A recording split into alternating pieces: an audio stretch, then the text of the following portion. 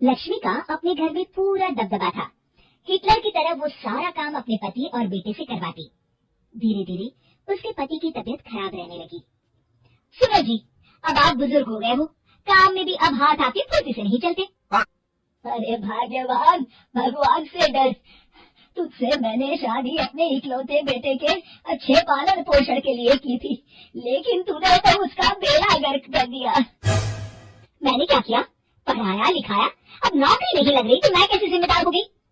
अब घर में बैठकर रोटी तोड़ रहा था तो मैंने कहा काम ही कर ले, एक तो भला करो और ऊपर से बातें सुनो। तभी सारंग वहां आ जाता है। बहुत भूख लगी है माँ, कुछ खाने को दे दो। अब तुम्हारे पापा का हाथ तो चल नहीं रहा है, मैं ही जा रही हूँ आज किचन में, बनाती हूँ कुछ। हे भगवान, कैसे होगा इतना काम मुझसे? लक्ष्मी किचन में काम कर रही होती है कि तभी अचानक उसे आइडिया आता है। अरे मैं भी ना, अरे यहाँ तो फ्री की नौकरानी ला सकती हूँ मैं, फिर मैं क्यों खाना बना रही हूँ? उस दिन लक्ष्मी सारंग की पसंद का खाना बनाती है और बैठकर उसे बड़े ही प्यार से खिलाती है।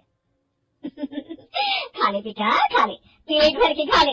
अरे रुक, मैं तेरे लिए ना गर्मा गर्म रोटियां लाती हूँ। सारंग और उसके पिता एक दूसरे की ओर बड़े ही हैरानी से देखते हैं। बेटा सारंग, जरूर दाल में कुछ काला है, वरना ये औरत तो हमें बासी खाना भी सुकून से ना खाने दे।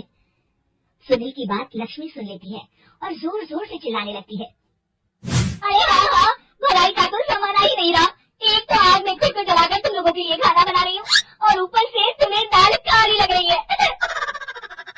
अरे माँ, पिताजी का ये मतलब नहीं था, तुम बुरा मत मानो। अरे हाँ बेटा, तू कहता है तो मान लेती हूँ। लक्ष्मी सारंग के पास बड़े ही प्यार से बैठ जाती है और फिर कहती है, बेटा मैंने ना तेरी शादी करने की सोच ली है, अब तेरे पिताजी के हाथ भी नहीं चलते तो सोच रही हूँ तेरे लिए बीवी ले आऊं।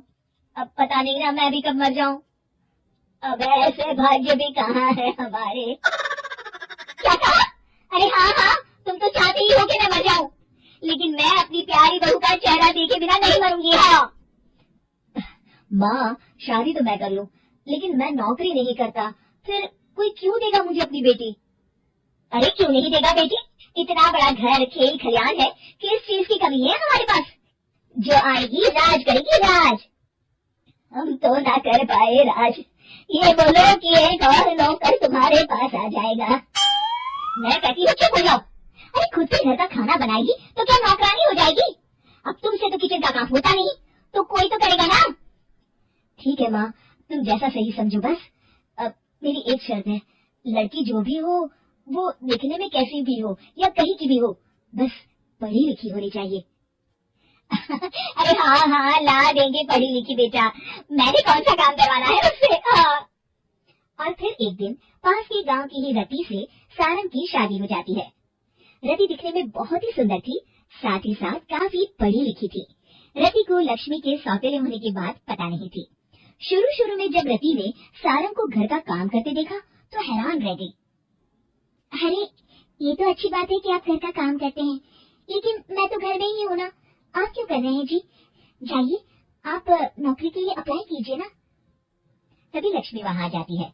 अरे रति बहू, करने दे उसे काम, और हाँ मेरे घर के कुछ नियम है, कायदे हैं, यहाँ बीच में ना ही बोलो तो तुम्हारे लिए अच्छा होगा। रति को लक्ष्मी की बात कुछ अजीब सी लगती है। वो समझ नहीं पाती है कि वो ऐसा व्यवहार क्यों कर रही है, लेकिन उसे लक्ष्मी के सौतेले होने के बारे में कुछ पता नहीं चलता है। फिर एक दिन तो हद ही हो जाती है।